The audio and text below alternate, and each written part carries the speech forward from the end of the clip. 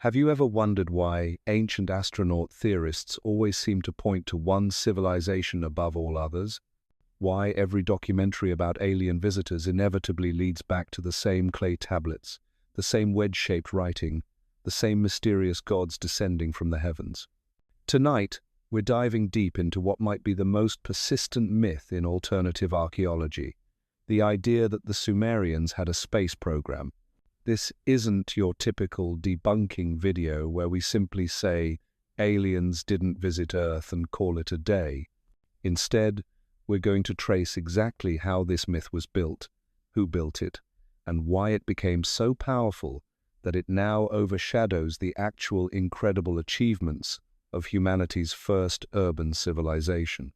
Because the real story of how we turned ancient Mesopotamia into a launching pad for extraterrestrial visitors reveals something far more unsettling than any alien conspiracy. It shows us how easily we can rewrite history when we're not paying attention. By the end of this series, you'll understand not just why the Sumerian space program is a myth, but how that myth became more famous than the civilization it claims to represent. And trust me, once you see the pattern, you'll start noticing it everywhere. So let's start with a simple question that no one in the ancient astronaut community seems willing to answer directly. If the Sumerians really had contact with advanced extraterrestrial beings, why does absolutely none of their technology reflect this knowledge? Think about it logically for just a moment. We're told that beings from another star system came to Earth, shared their knowledge with the Sumerians, helped them build their civilization, and even genetically modified human beings. These aliens supposedly had faster-than-light travel, advanced metallurgy, sophisticated genetic engineering capabilities, and computational abilities that allowed them to map celestial movements with impossible precision. And yet, when we examine actual Sumerian technology, what do we find? Bronze tools, copper weapons, wooden wheels without spokes, irrigation systems that, while impressive for their time, use nothing more complex than gravity and basic hydraulics. Their most advanced mathematical achievement was a base 60 numbering system that, yes, was sophisticated, but required nothing more than human observation and counting. Where are the advanced alloys? Where are the precision instruments? Where are the manufacturing techniques that would suggest contact with a spacefaring civilization? The Sumerians couldn't even make iron tools consistently, and we're supposed to believe they were in regular contact with beings who crossed interstellar space. But here's where it gets interesting. The ancient astronaut theorists have an answer for this, and it's remarkably clever. They claim that the aliens deliberately kept their most advanced technology secret, sharing only what was necessary to jumpstart human civilization. The Sumerians, they argue, were essentially a cargo cult, worshipping advanced beings whose technology they couldn't fully comprehend or replicate. This explanation sounds reasonable until you realize what it's really doing. It's making the theory unfalsifiable. Any evidence that contradicts the space program narrative gets explained away as intentional concealment. Any technology that seems too primitive gets reframed as evidence of careful alien management. It's a perfect logical trap that turns the complete absence of advanced technology into proof of its existence. And this brings us to the real foundation of the Sumerian space program myth: mistranslated and misrepresented ancient texts. Because if you can't point to physical evidence of alien technology, you need to find that evidence somewhere else. And for ancient astronaut theorists, that somewhere else is in Sumerian literature. The cornerstone of this entire narrative rests on a handful of Sumerian texts that have been radically reinterpreted to support the space program theory. The most famous of these is the Epic of Gilgamesh, but more importantly, it's a collection of texts about beings called the Anunnaki that form the backbone of the alien visitation claims.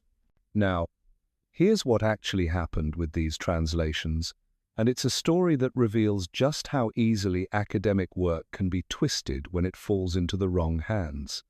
In the early 20th century, scholars working on Sumerian cuneiform faced an enormous challenge. They were essentially reconstructing an entire language from scratch, using fragmentary tablets that had been scattered across museums and private collections worldwide. The process was painstaking and uncertain. Early translations were often provisional, filled with question marks and alternative interpretations.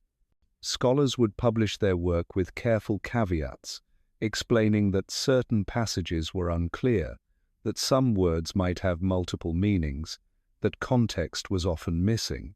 But something strange happened as these scholarly translations made their way into popular culture. The uncertainties disappeared, the question marks vanished. The careful academic language was replaced with confident assertions about what the texts clearly described. And most importantly, technical terms that scholars had struggled to translate suddenly became precise descriptions of advanced technology. Take the Sumerian word mu, for example. In academic translations, this word is typically rendered as name or reputation, reflecting its use in contexts where individuals or deities are establishing their identity or authority. But in ancient astronaut literature, mu becomes rocket ship or celestial vehicle. The transformation is presented as if it's a more accurate translation, as if previous scholars had somehow missed the obvious aerospace terminology. The same pattern repeats with dozens of other terms. Anunnaki, which scholarly consensus translates as those who came down from heaven, in the sense of divine beings descending from the celestial realm, becomes those who from heaven to earth came with heavy emphasis on physical space travel.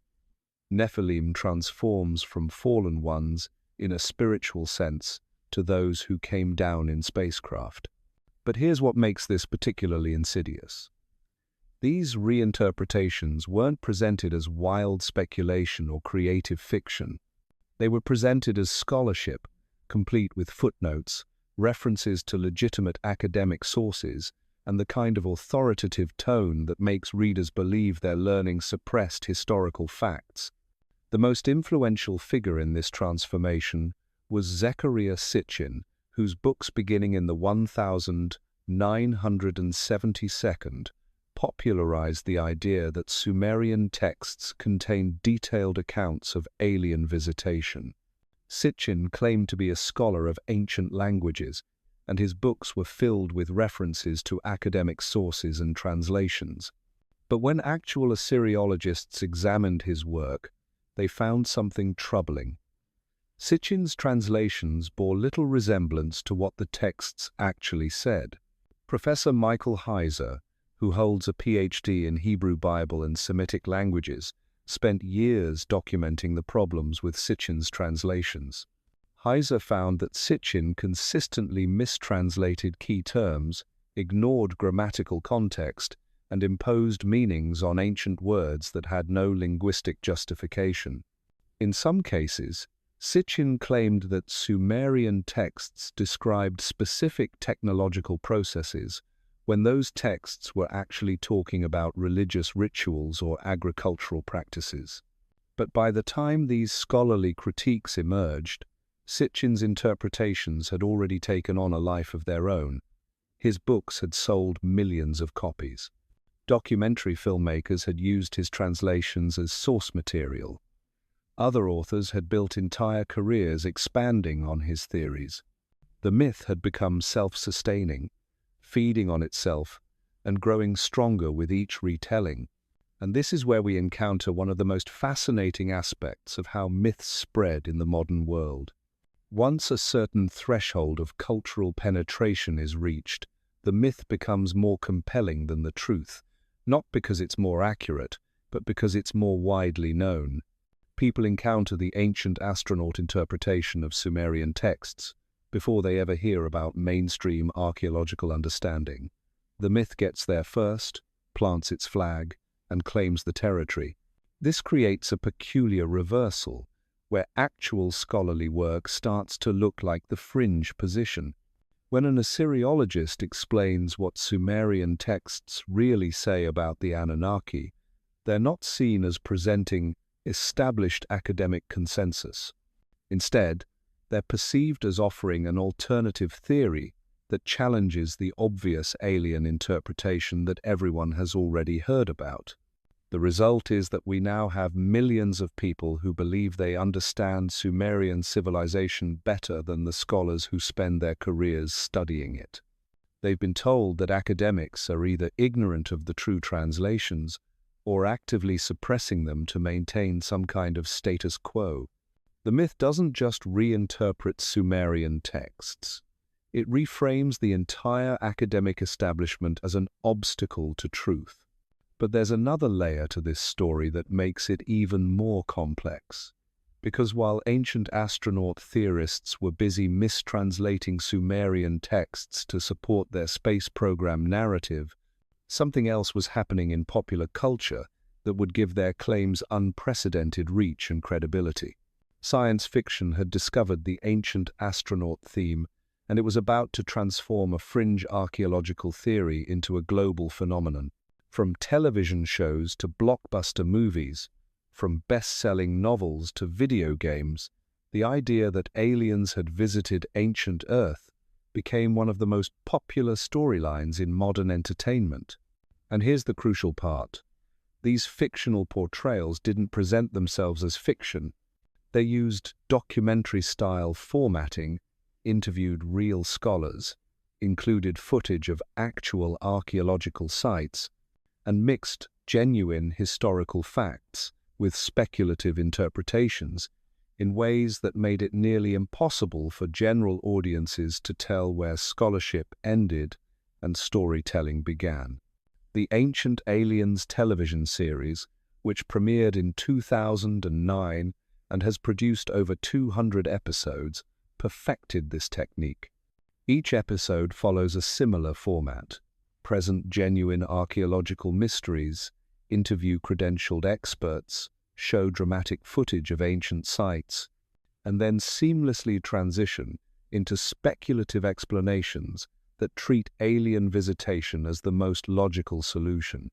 The show's treatment of Sumerian civilization is particularly instructive.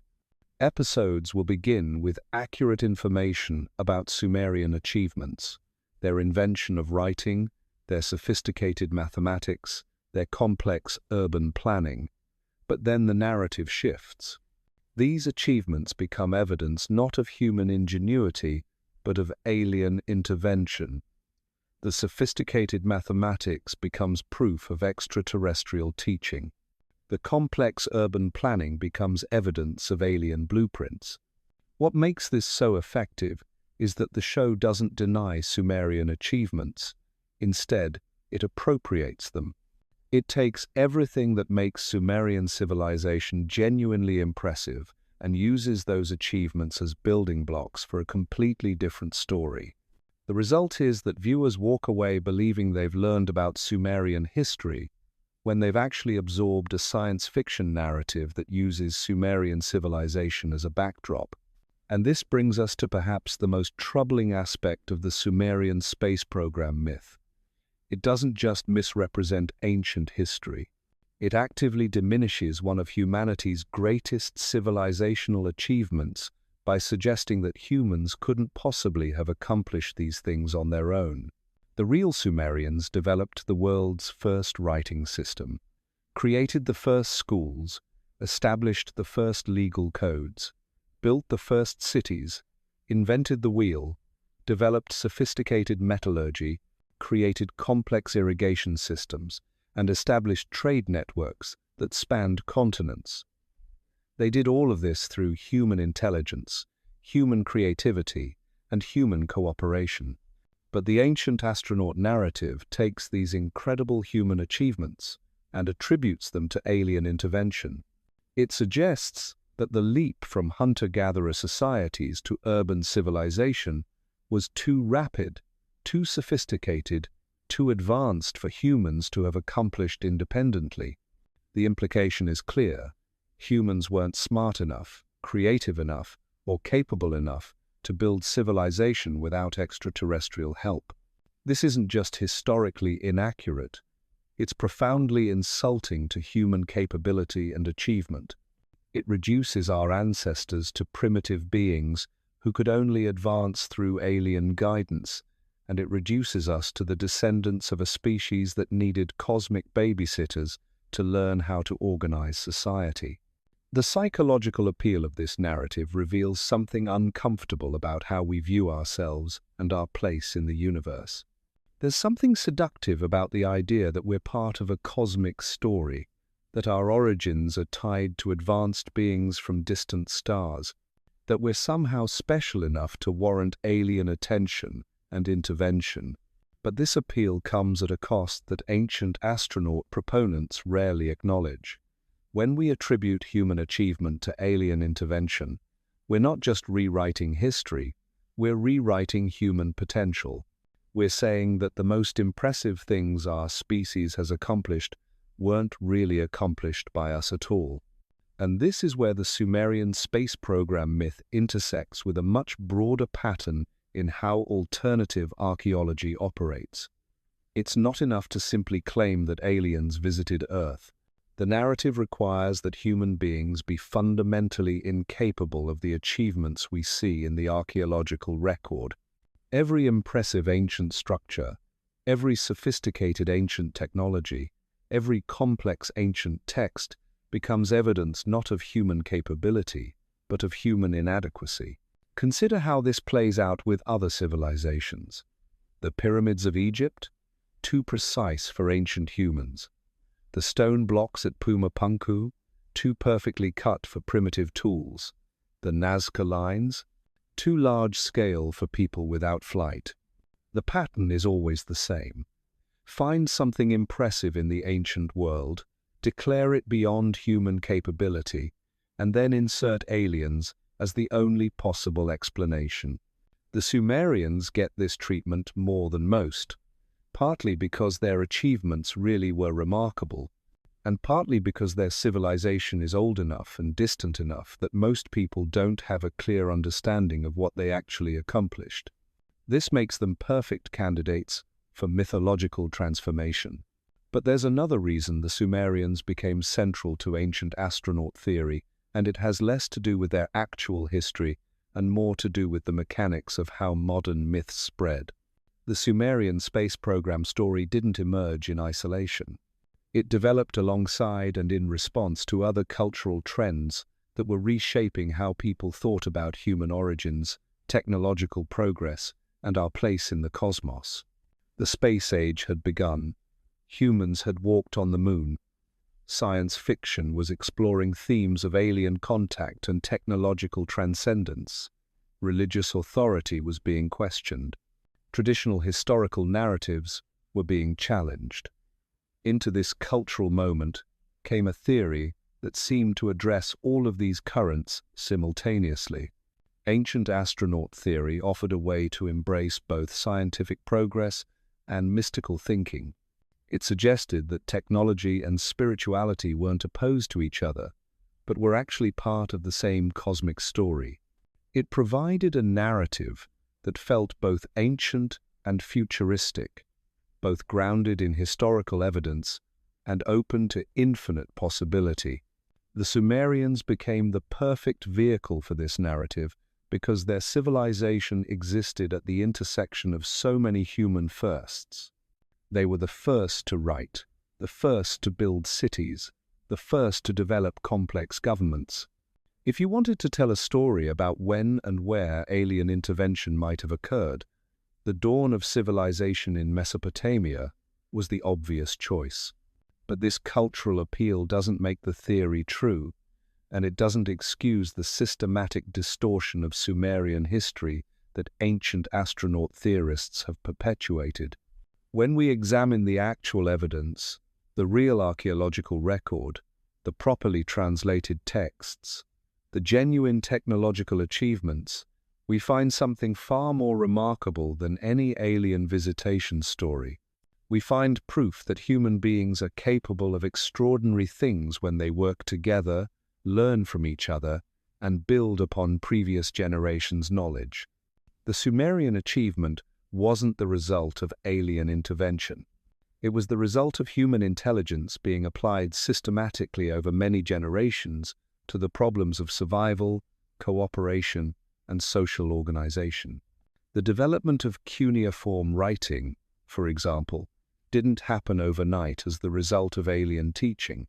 It evolved gradually over centuries, beginning with simple pictographic symbols used for record-keeping and slowly developing into a sophisticated system capable of expressing abstract concepts, complex narratives, and detailed legal codes. We can trace this evolution in the archaeological record, watching as the symbols become more standardized, more abstract, more capable of representing the full range of human thought. Similarly, Sumerian urban planning didn't emerge fully formed from alien blueprints. It developed through trial and error, with each generation of builders learning from the successes and failures of their predecessors. We can see this evolution in the archaeological layers of Sumerian cities, where earlier, simpler layouts give way to more sophisticated designs that better manage water flow, population density, and social organization. The same pattern appears in Sumerian technology, agriculture, governance, and social organization. Everything that ancient astronaut theorists point to as evidence of alien intervention can be traced through gradual development over time. There are no sudden leaps that require extraterrestrial explanation. There are only humans learning, adapting, and building upon previous knowledge. But acknowledging this doesn't diminish Sumerian achievement, it amplifies it. The gradual development of civilization through human effort is far more impressive than alien-assisted advancement. It demonstrates the power of human creativity, persistence, and cooperation in ways that alien intervention stories never could. This brings us to one of the most crucial aspects of the Sumerian space program myth, how it affects our understanding of human potential in the present day. When we tell stories that attribute our greatest historical achievements to alien intervention, we're not just misrepresenting the past, we're limiting our vision of what humans can accomplish in the future.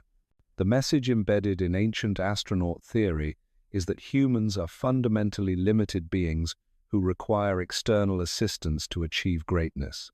This message is particularly dangerous at a time when we face global challenges that will require the full application of human intelligence, creativity, and cooperation to solve.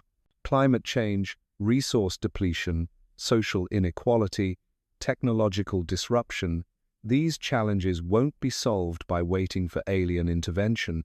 They'll be solved by humans working together, learning from each other, and building upon the accumulated knowledge of previous generations.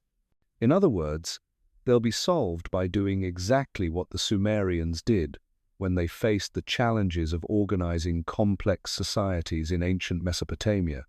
The real lesson of Sumerian civilization isn't that humans need alien help to accomplish great things. It's that humans are capable of far more than we often give ourselves credit for, especially when we work together systematically over extended periods of time. But this lesson gets lost when we allow mythological narratives to overshadow historical reality. Instead of learning from genuine human achievement, we get distracted by fictional stories about alien intervention. Instead of understanding how civilizations actually develop, we get caught up in fantasies about cosmic conspiracies. And this is perhaps the most insidious aspect of the Sumerian space program myth. It doesn't just misrepresent one ancient civilization. It provides a template for misunderstanding human achievement in general. Once you accept the idea that impressive ancient accomplishments require alien explanation, it becomes easier to apply that same logic to other historical achievements and eventually to contemporary human potential. The result is a worldview that systematically underestimates human capability while overestimating the likelihood of extraterrestrial intervention. This worldview doesn't just affect how we think about the past, It affects how we approach the challenges of the present and the possibilities of the future. This is why exposing the Sumerian space program myth matters. It's not just about getting ancient history right, though that's certainly important. It's about reclaiming a more accurate and empowering understanding of what humans can accomplish when we apply our intelligence systematically to the challenges we face. The Sumerians weren't primitive beings guided by alien visitors. They were intelligent, creative, resourceful humans who faced unprecedented challenges and developed innovative solutions through cooperation, experimentation, and persistent effort over many generations. Their achievement represents the triumph of human potential, not its limitation. Understanding this distinction is crucial because it reveals how the myth-making process actually works in the modern era. It's not enough to simply misinterpret ancient texts or point to mysterious artifacts. To create a truly persistent myth, you need to build an entire ecosystem of supporting evidence, alternative experts, and plausible explanations for why mainstream academia refuses to acknowledge the truth. The Sumerian space program myth accomplished this by creating what we might call a parallel scholarship. Alongside legitimate Assyriologists and archaeologists studying Mesopotamian civilization, there emerged a shadow network of alternative researchers who claimed to have access to suppressed knowledge, hidden translations, and secret archaeological findings that revealed the true nature of Sumerian civilization. This parallel scholarship operates by mimicking the forms and structures of legitimate academic work while completely abandoning its standards of evidence and peer review. Books are published with extensive bibliographies, footnotes, and scholarly apparatus. Conferences are held with credentialed speakers presenting papers. Documentaries feature interviews with people described as experts and researchers. The entire presentation suggests serious academic inquiry, but the content is built on fundamentally flawed premises. What makes this particularly effective is that most people don't have the specialized knowledge needed to distinguish between legitimate scholarship and convincing imitation. When someone with a PhD in linguistics claims that Sumerian texts describe rocket ships, how is a general reader supposed to know that this interpretation contradicts decades of established research? When a documentary shows dramatic footage of ancient ruins while an authoritative voice explains their alien origins, how is a viewer supposed to recognize that they're watching entertainment disguised as education? The creators of this parallel scholarship understood something crucial about how information spreads in the modern world. Presentation often matters more than accuracy. A confidently delivered falsehood with impressive visual support will reach more people and have more impact than a carefully hedged truth buried in academic journals. The myth doesn't need to be correct. It just needs to be compelling and widely distributed. This dynamic becomes even more powerful when combined with what psychologists call the backfire effect. When people who have accepted the alien interpretation of Sumerian texts encounter contradictory evidence from mainstream scholars, they often don't abandon their beliefs. Instead, they interpret the scholarly correction as evidence of cover-up, suppression, or academic close-mindedness. The myth becomes self-reinforcing, growing stronger with each attempt to debunk it. Consider how this plays out in online spaces where ancient astronaut theories thrive. When someone posts about Sumerian rocket ships and a scholar responds with accurate translations and archaeological context, the response is often dismissed as establishment propaganda. The scholar's credentials become evidence of their complicity in the cover-up. Their careful, nuanced explanations are seen as deliberately obfuscating simple truths that any reasonable person should be able to see. This creates an epistemological bubble where the myth becomes unfalsifiable. Any evidence against alien intervention gets reinterpreted as evidence of suppression. Any lack of physical proof gets explained as the result of deliberate concealment. Any scholarly consensus gets dismissed as groupthink or conspiracy. The myth creates its own logic system that's completely immune to external correction. But there's another layer to this story that reveals just how sophisticated the myth-making process has become. The modern purveyors of ancient astronaut theory understand that their audience isn't just looking for information about the past. They're looking for meaning, purpose, and a sense of connection to something larger than themselves. The Sumerian space program myth provides all of these things in ways that conventional archaeology simply cannot. It suggests that we're part of a cosmic story that spans star systems and geological ages. It implies that human existence has purpose and direction, guided by advanced beings who continue to watch over us. It offers the tantalizing possibility that we might soon make contact with our alien benefactors and take our place in a galactic civilization. These are powerful psychological appeals that tap into deep human needs for meaning and transcendence. They're not appeals that can be countered simply by presenting better evidence or more accurate translations. They require understanding why people are drawn to these stories in the first place and offering alternative narratives that address those same psychological needs while remaining grounded in historical reality. This is where the defenders of accurate history often fall short. They're excellent at explaining what the evidence actually shows, but they're less skilled at articulating why that evidence should matter to people who are seeking cosmic significance.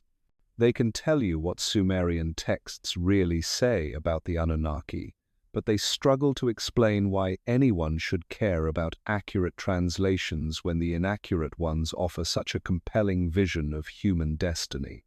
The result is that the myth continues to spread not because it's particularly convincing to experts, but because it's emotionally satisfying to general audiences in ways that conventional scholarship isn't. People don't believe in Sumerian rocket ships because the evidence is overwhelming. They believe because the story makes them feel connected to something magnificent and mysterious. This creates a fundamental challenge for anyone trying to counter the myth. It's not enough to simply present better evidence. You have to offer a better story, one that captures the genuine wonder and significance of human achievement while remaining faithful to what the evidence actually shows. The real story of Sumerian civilization is actually far more remarkable than any alien visitation narrative, but it requires a different kind of appreciation. Instead of looking for cosmic intervention, you have to marvel at human ingenuity. Instead of seeking validation from advanced aliens, you have to find meaning in the gradual accumulation of knowledge and skill across generations. Instead of imagining spacecraft and genetic engineering, you have to find wonder in the development of writing, law, and urban planning. This shift in perspective reveals something that ancient astronaut theorists consistently miss. The most amazing thing about Sumerian civilization isn't what it tells us about alien visitors. It's what it reveals about human potential when applied systematically over time. The development of cuneiform writing, for example, represents one of the most significant cognitive leaps in human history. The ability to represent spoken language through visual symbols didn't just allow for record-keeping. It transformed human consciousness by making abstract thought visible, permanent, and shareable across time and space. This wasn't an alien gift to humanity. It was humanity giving a gift to itself that would transform every aspect of civilization. Similarly, the Sumerian development of urban planning represents a revolution in human social organization.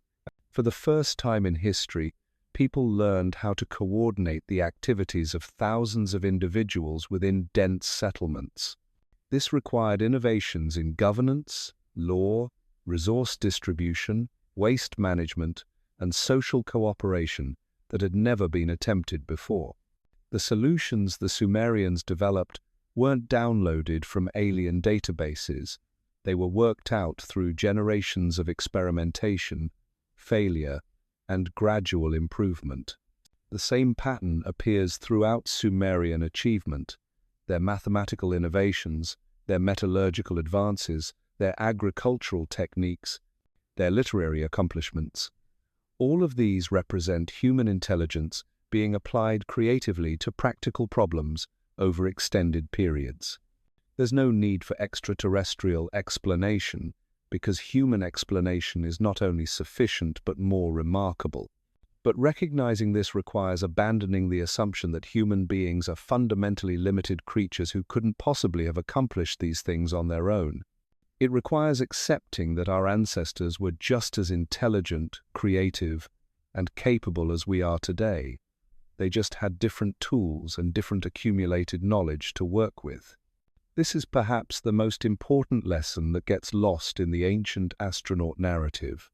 The humans who built Sumerian civilization weren't primitive beings stumbling around in the dark until aliens showed them how to organize society.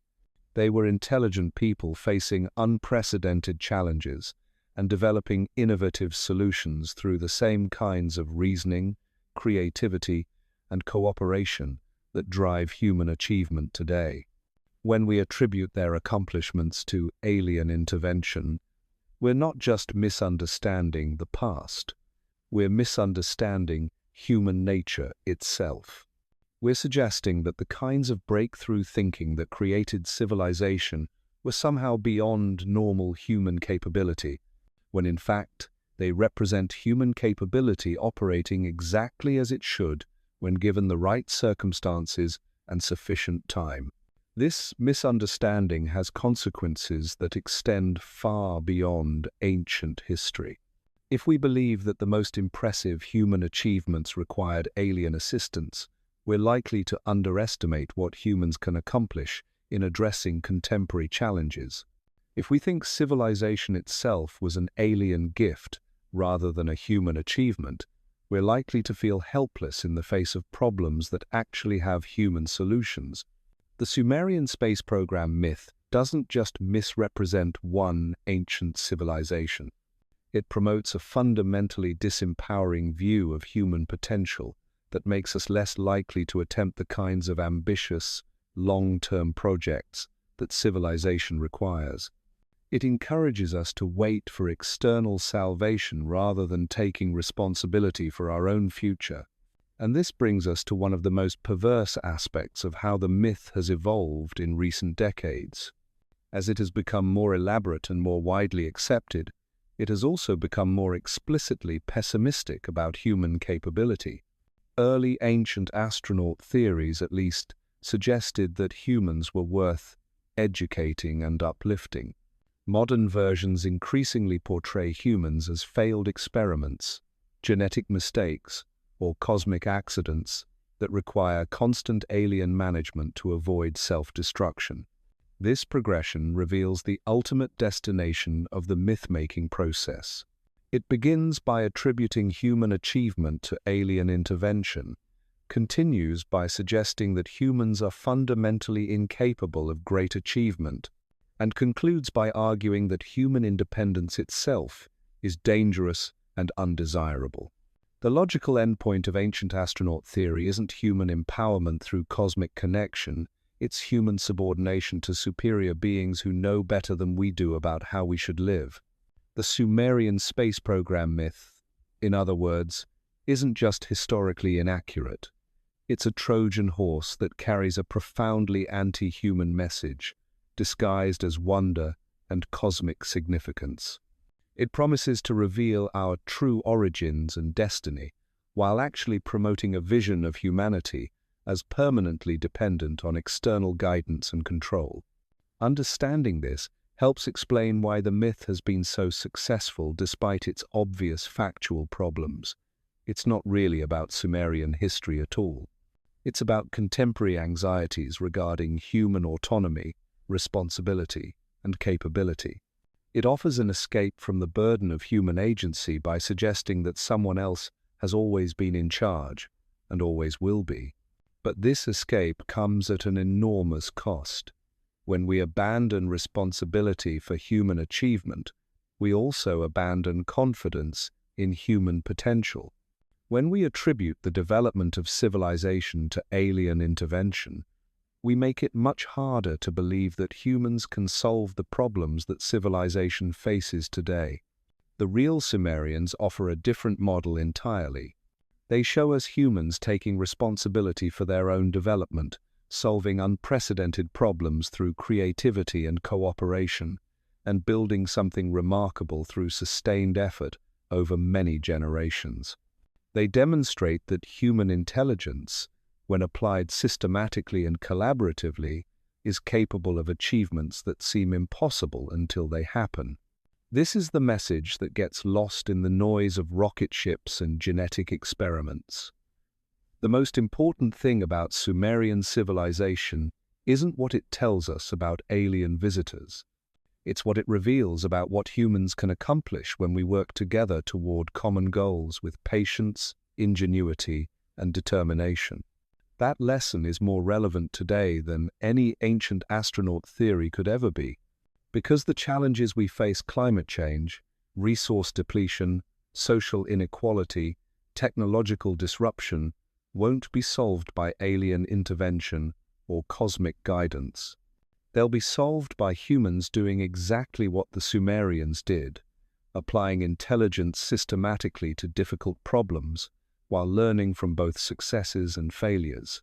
The question isn't whether we're capable of this kind of achievement. The Sumerians already proved that we are. The question is whether we'll have the confidence to attempt it, or whether we'll remain paralyzed by myths that tell us we're not capable of greatness without external help. But here's where the rabbit hole gets even deeper, and where we start to see just how systematically the mythmakers have worked to construct their alternate reality.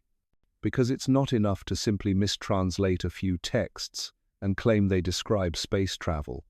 To make the Sumerian space program narrative truly compelling, you need to create an entire ecosystem of supporting evidence that addresses every possible skeptical question.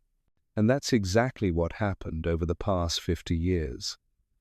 Ancient astronaut theorists didn't just stop at reinterpreting cuneiform tablets.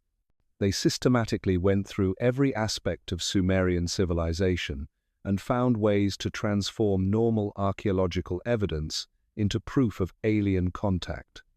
Agricultural terraces became landing strips. Ceremonial buildings became maintenance hangars. Religious statues became portraits of astronauts. Irrigation systems became fuel processing facilities. Watch how this process works with something as mundane as Sumerian cylinder seals. These are small stone cylinders carved with intricate designs that were rolled across clay to create official signatures and decorative borders. Thousands of them have been found, and they represent one of the most sophisticated art forms of the ancient world. The level of detail and symbolic complexity in these tiny carvings demonstrates incredible artistic skill and cultural sophistication. But in ancient astronaut literature, cylinder seals become something entirely different. Suddenly, the winged figures that appear in many seals aren't symbolic representations of divine beings or spiritual concepts. They're literal depictions of astronauts with jetpacks. The Tree of Life motif isn't a religious symbol representing cosmic order and divine blessing.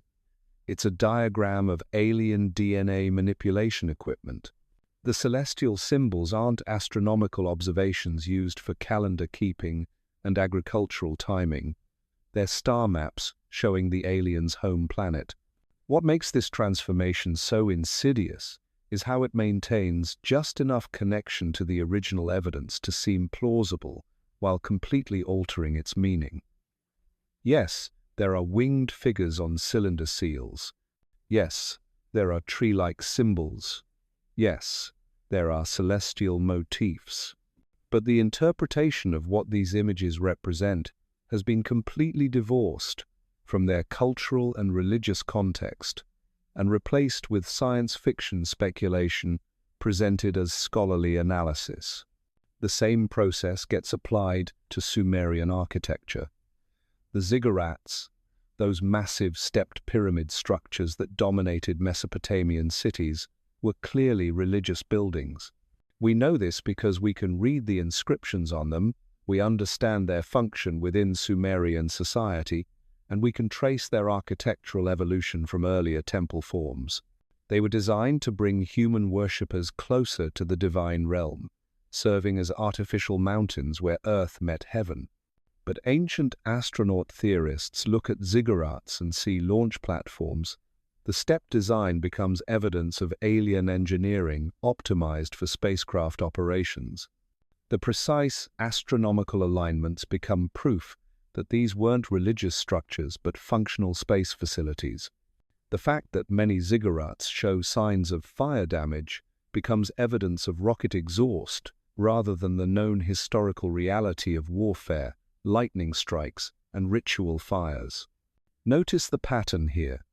Every single piece of legitimate archaeological evidence gets filtered through a predetermined conclusion that aliens were present.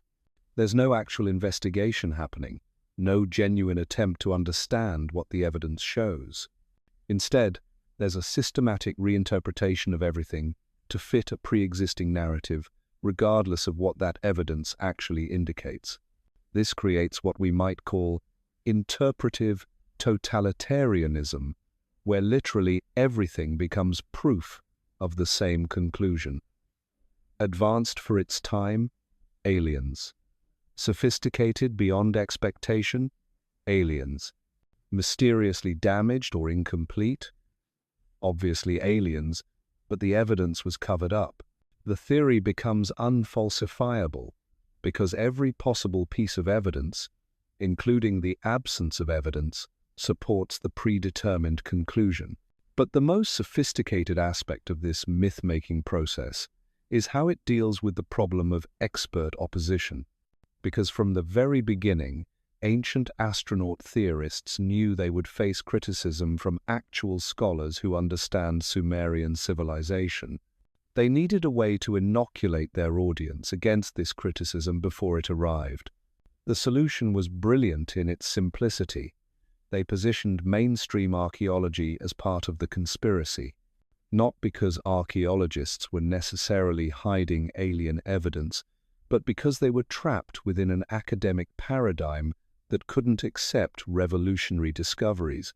They were portrayed as institutionally conservative, intellectually rigid, and professionally threatened by theories that might undermine their authority. This framing accomplishes several things simultaneously. First, it explains why real experts reject ancient astronaut theories without having to engage with their actual criticisms. Second, it makes the audience feel intellectually superior to professional scholars by suggesting they're willing to consider possibilities that academics are too closed-minded to accept. Third, it transforms scholarly criticism from a potential threat into additional evidence supporting the conspiracy narrative. The result is that when a legitimate Assyriologist explains what Sumerian texts actually say about the Anunnaki, their explanation gets filtered through this pre-existing framework. They're not seen as providing accurate information based on linguistic expertise and cultural knowledge. Instead, they're perceived as either unwittingly perpetuating academic dogma or deliberately suppressing revolutionary discoveries that would threaten their professional status. This creates an epistemological trap where the more evidence experts provide against the alien interpretation, the more convinced believers become that there must be something to hide. Scholarly consensus becomes proof of conspiracy. Academic rigor becomes evidence of close-mindedness. Careful methodology becomes a sign of institutional bias. The psychological appeal of this framework cannot be overstated. It allows people to feel like they have access to secret knowledge that the experts either don't understand or don't want to share.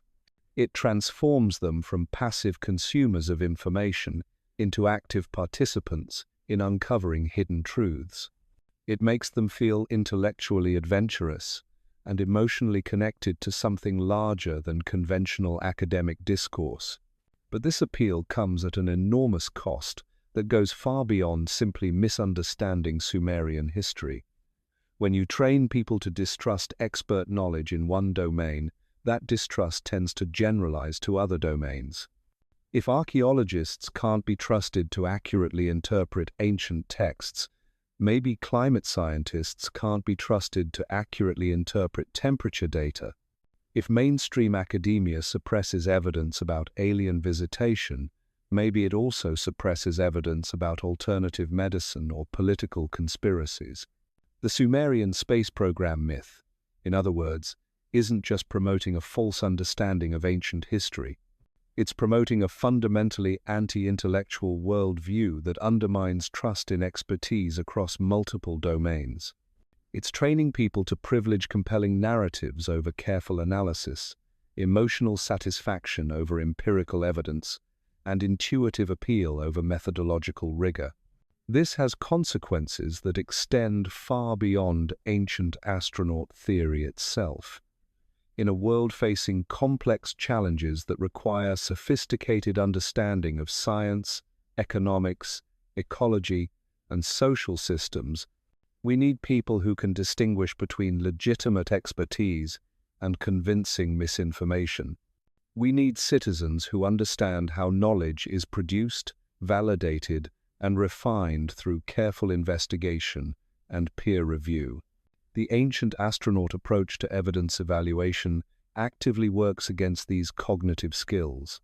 It teaches people to be suspicious of careful analysis, dismissive of scholarly consensus, and confident in their ability to reach correct conclusions based on intuitive interpretation of limited information. These are exactly the opposite of the intellectual tools we need to address contemporary challenges effectively. Consider how this plays out with something like climate science. The same people who believe that mainstream archaeologists are suppressing evidence of alien visitation are often the same people who believe that climate scientists are suppressing evidence that global warming is a hoax. The same interpretive framework gets applied. Expert consensus becomes proof of conspiracy, scientific methodology becomes evidence of bias, and compelling alternative narratives become more credible than careful empirical analysis. This isn't a coincidence. The ancient astronaut movement didn't just accidentally create a worldview that undermines scientific thinking. It systematically promoted skepticism toward expertise, while offering emotionally satisfying alternatives that require no specialized knowledge to evaluate. It taught people that feeling convinced by an explanation is more important than understanding how that explanation was developed or what evidence supports it.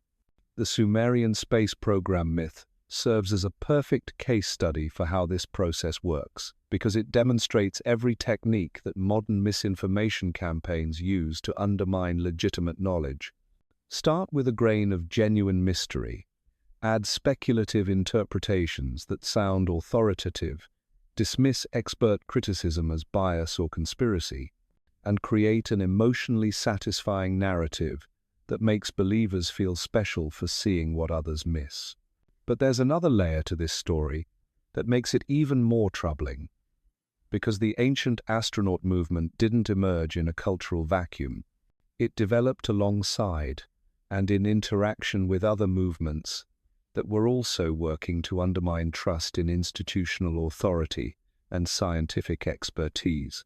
The same decades that saw the rise of ancient astronaut theory also witnessed the growth of alternative medicine, conspiracy thinking, religious fundamentalism, and political extremism.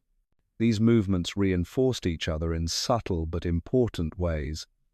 They shared similar epistemological frameworks, promoted similar attitudes toward expertise, and attracted overlapping audiences. They created a cultural ecosystem where rejecting mainstream knowledge became a sign of intellectual independence rather than a failure of critical thinking. The result is that ancient astronaut theory isn't just a harmless entertainment or an interesting alternative perspective on ancient history.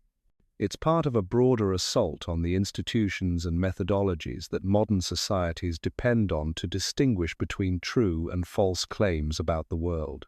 It contributes to the erosion of shared epistemological standards that make democratic deliberation and collective problem-solving possible. This is why the stakes of this discussion are higher than they might initially appear.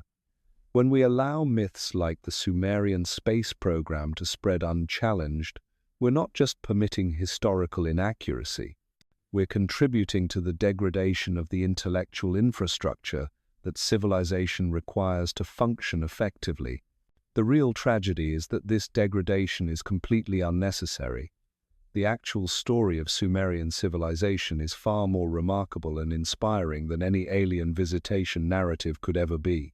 The genuine achievements of the world's first urban society provide all the wonder, mystery, and cosmic significance that anyone could want, while also offering practical lessons about human capability and potential.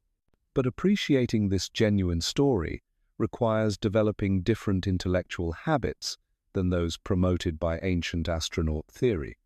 Instead of looking for simple, dramatic explanations for complex phenomena, you have to embrace the messy, gradual process through which human knowledge and capability actually develop.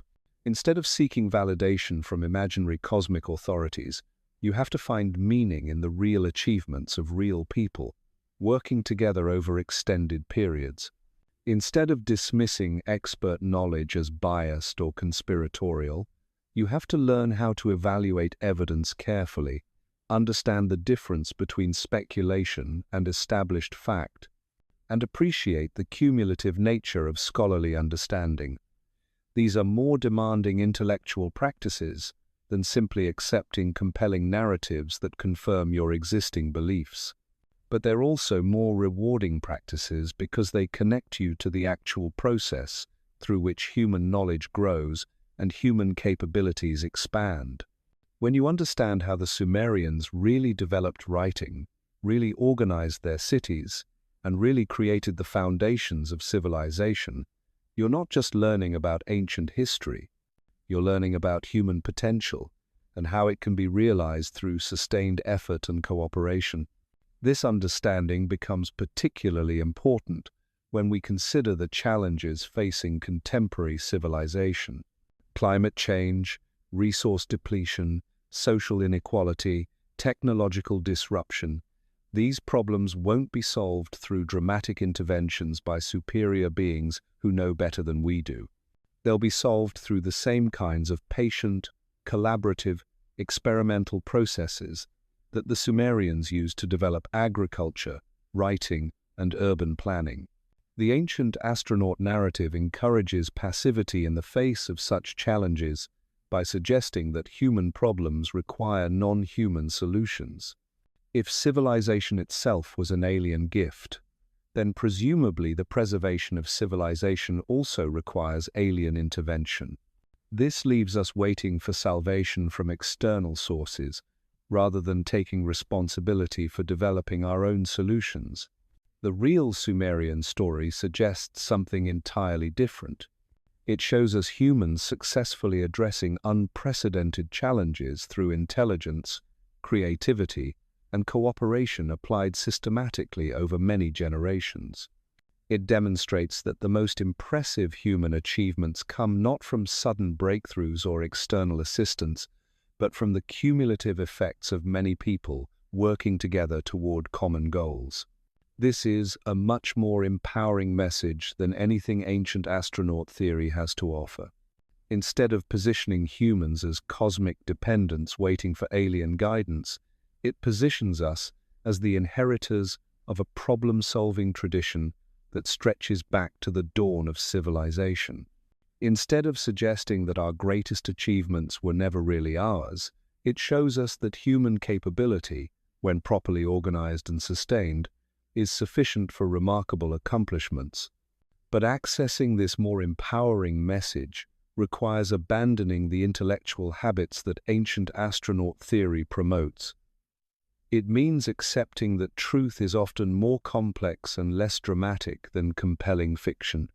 It means trusting that careful investigation produces more reliable knowledge than intuitive interpretation. It means believing that human intelligence, when applied systematically and collaboratively, is capable of understanding the world accurately and addressing its challenges effectively. These are not just abstract intellectual positions. They're practical requirements for living successfully in a world where distinguishing between true and false claims about reality has enormous consequences for individual and collective well-being. The same cognitive skills that allow you to recognize that Sumerian texts don't describe rocket ships also allow you to evaluate claims about medical treatments, economic policies, and environmental risks. The ancient astronaut movement undermines these cognitive skills by teaching people to privilege emotional satisfaction over empirical evidence, to distrust systematic investigation in favor of speculative interpretation, and to prefer simple, dramatic narratives over complex, nuanced understanding. These lessons don't stay confined to ancient history. They spread to every domain where people need to evaluate competing claims about what is true and what should be done. This is why exposing the Sumerian space program myth matters for reasons that go far beyond correcting historical misunderstandings. It's about preserving and strengthening the intellectual tools that human societies need to address complex challenges effectively. It's about maintaining confidence in human capability while also maintaining respect for the methodological approaches that allow that capability to be applied most productively. The Sumerians themselves provide the perfect model for this balance. They were remarkably innovative and ambitious in their goals, but they were also systematic and careful in their methods. They didn't achieve their breakthroughs through sudden inspiration or external assistance. They achieved them through patient experimentation, careful observation, and gradual refinement of their techniques over many generations.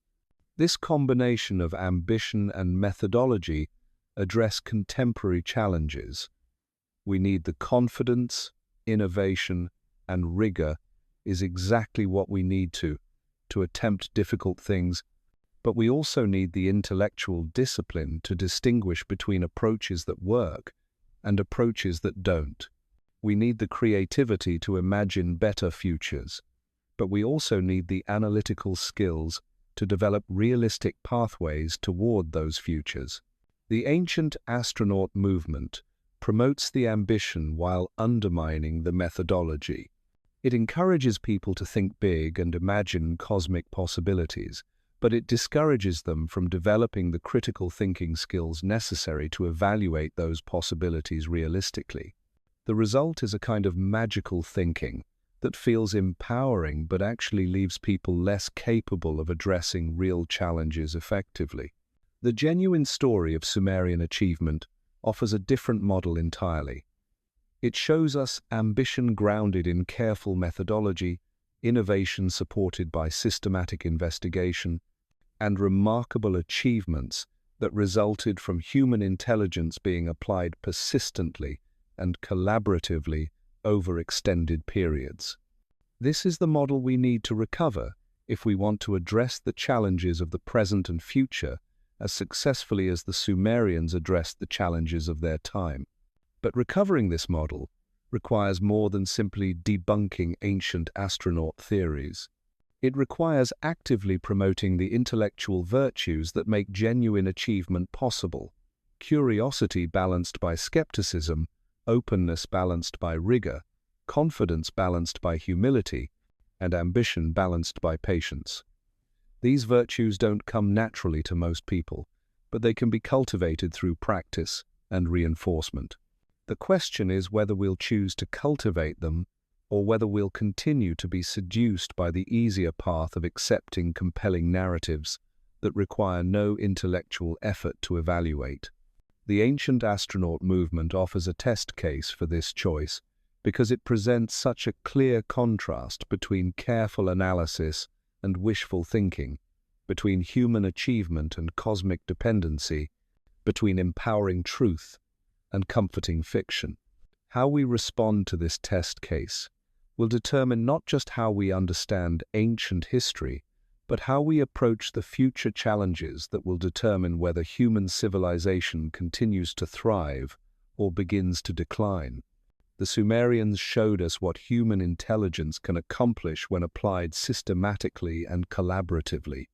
The question is whether we'll follow their example or abandon it in favor of myths that feel better but leave us less capable of achieving great things ourselves. This brings us to perhaps the most revealing aspect of how the Sumerian space program myth operates in practice: its complete inability to make accurate predictions or generate useful knowledge. Real scientific theories, even speculative ones, produce testable hypotheses that can be verified or disproven through investigation. They point researchers towards specific types of evidence that should exist if the theory is correct, and they generate insights that can be applied to solve practical problems. Ancient astronaut theory does none of this. After 50 years of development, it hasn't led to a single archaeological discovery, hasn't solved any linguistic puzzles, hasn't explained any previously mysterious aspects of Sumerian civilization, and hasn't generated any practical applications.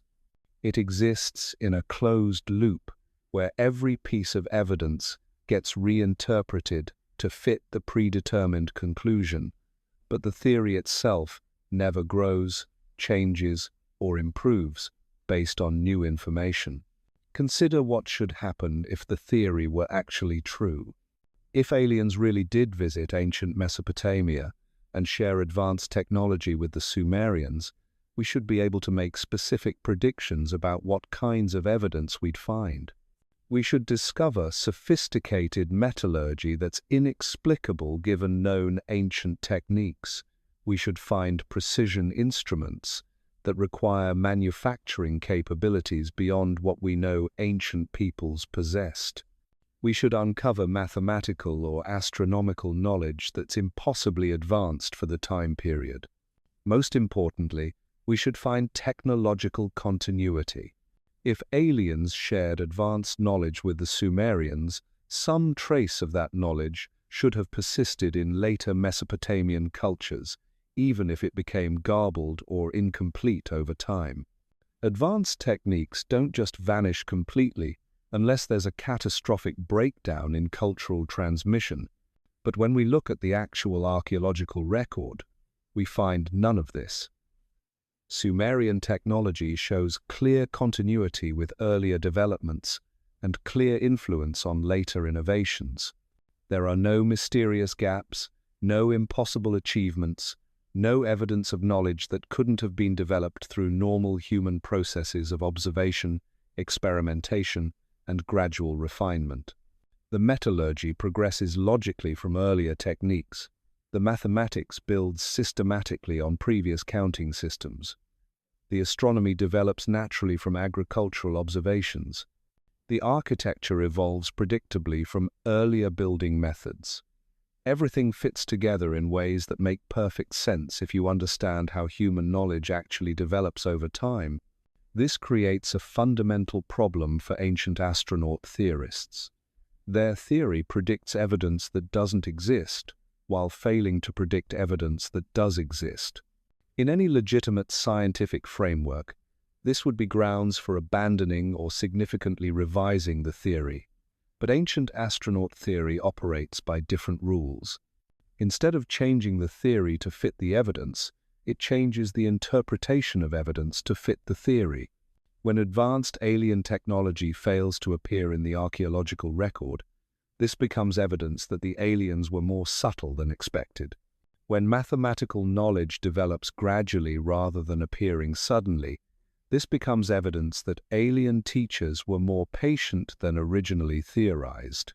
When no traces of impossible materials are found, this becomes evidence that the aliens were more environmentally conscious and removed all traces of their presence. Every failed prediction gets transformed into a confirmation of a slightly modified version of the theory. The core claim never gets tested because it's constantly being adjusted to accommodate whatever evidence actually exists. This isn't how legitimate scientific inquiry works. but it's exactly how modern mythology operates in an age that demands the appearance of scientific rigor. But there's something even more troubling about how this mythological framework has evolved over the past decade.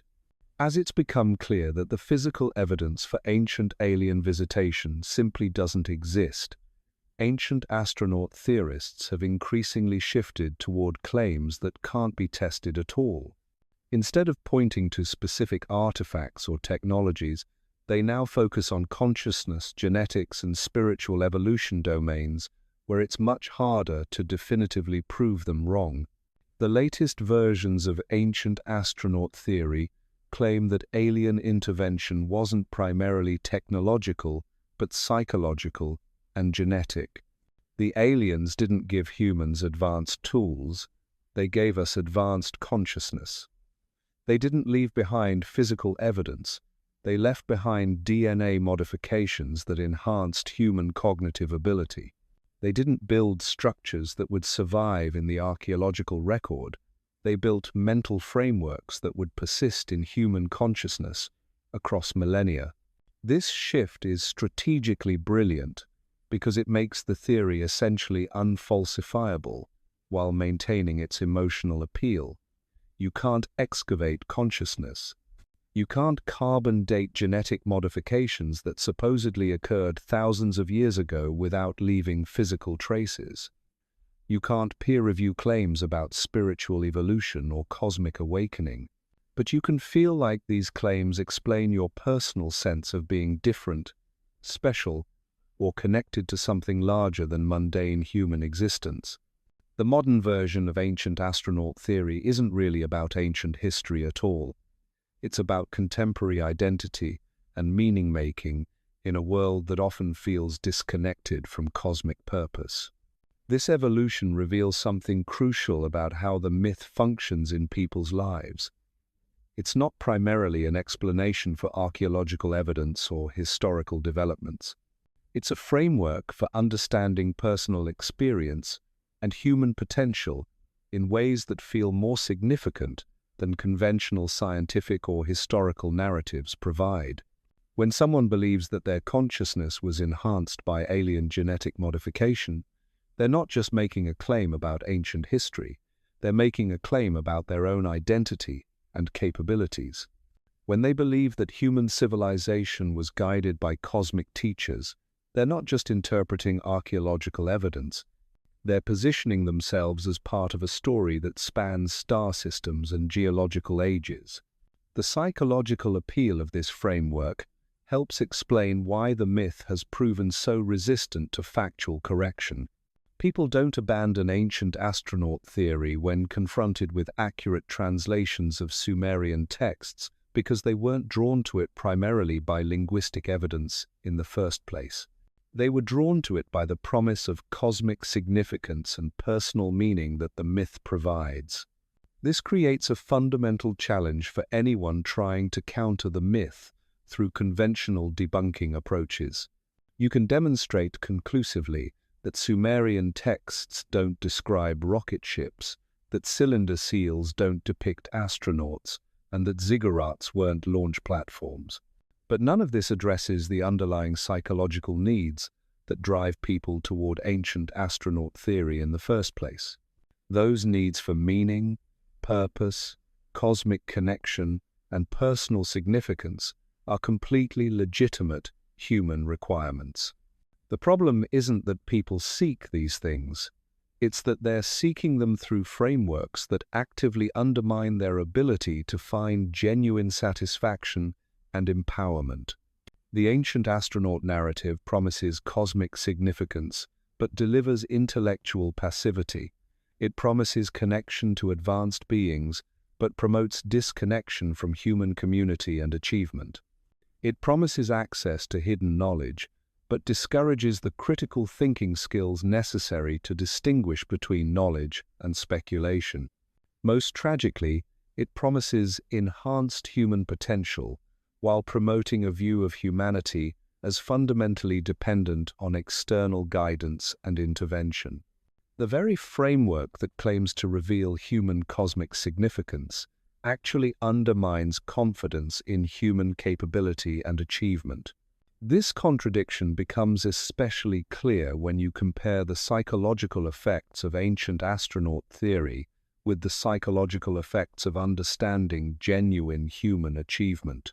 When people learn about the real development of Sumerian civilization, the gradual invention of writing, the systematic development of urban planning, the patient refinement of agricultural techniques, they often report feeling inspired by human capability and potential.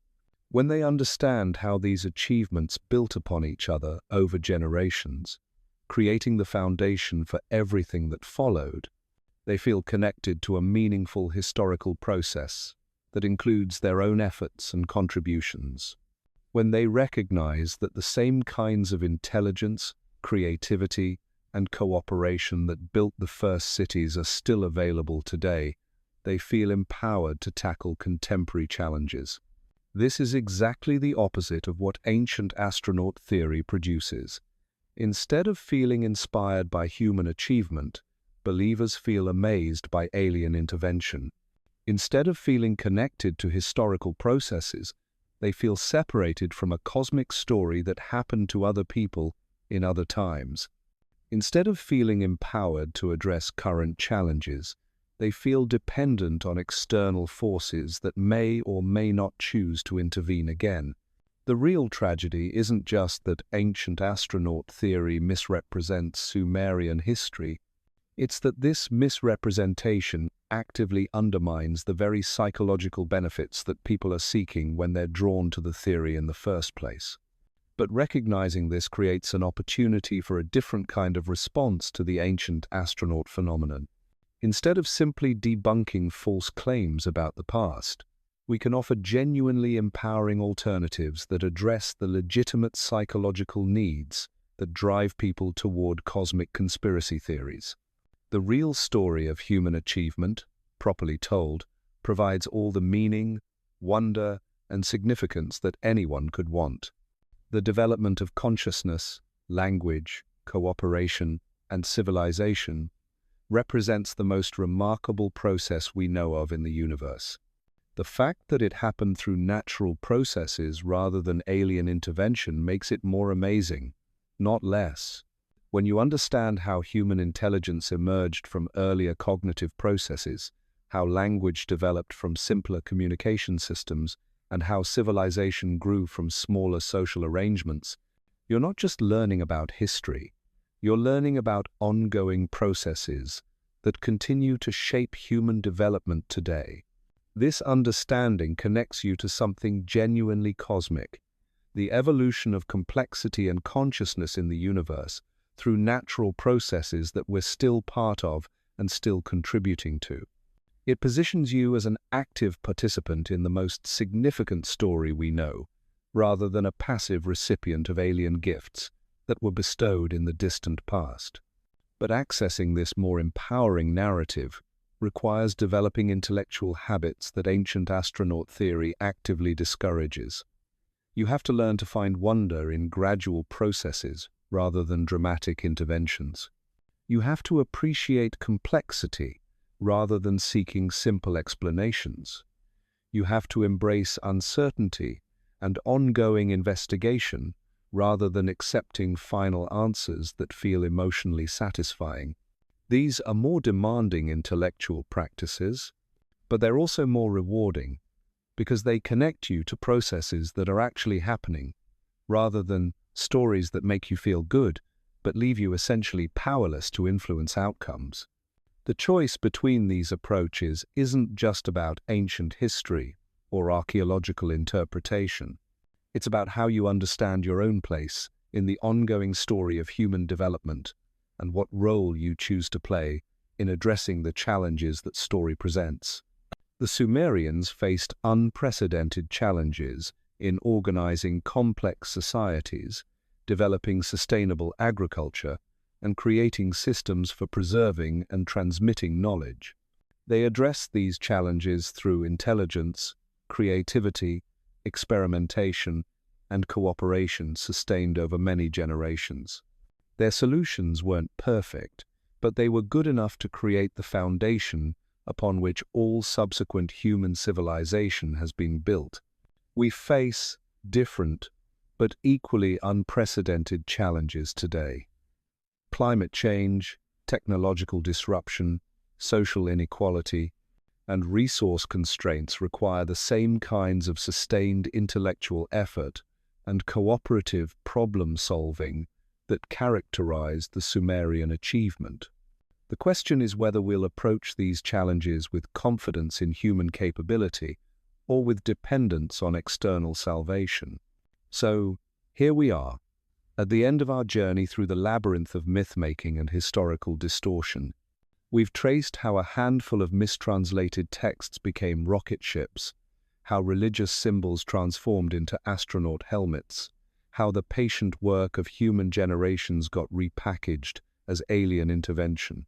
But if there's one thing I hope you take away from this exploration, it's not just that the Sumerian space program is a myth, it's that the real story is so much more extraordinary than any science fiction could ever be.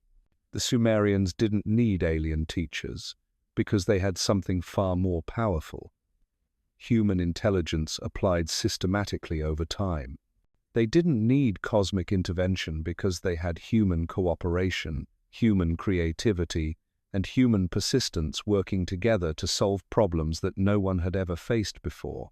When you truly understand what they accomplished, not just the what, but the how and the why, you realize you're looking at proof of concept for everything humans have achieved since. And that's what makes the ancient astronaut narrative so insidious. It doesn't just steal credit from our ancestors, it steals confidence from us. Every time we attribute human achievement to alien intervention, we make ourselves a little less likely to believe we can solve the problems we face today.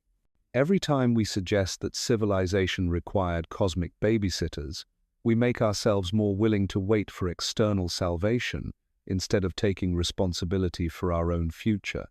But here's what the mythmakers don't want you to realize.